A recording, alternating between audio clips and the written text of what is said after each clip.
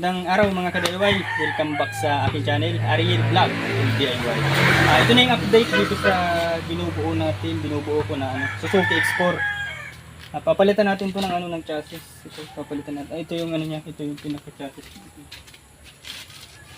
Kasi ito, pininturahan natin ng dito siya. Tapos yung kanyang parts. Tapos ang rim nito by 17 na ang rim nito. Tapos ang sukat ng gulong 200 dito sa unahan. 200 by 17 dito sa unahan, 225 by 17 sa huli.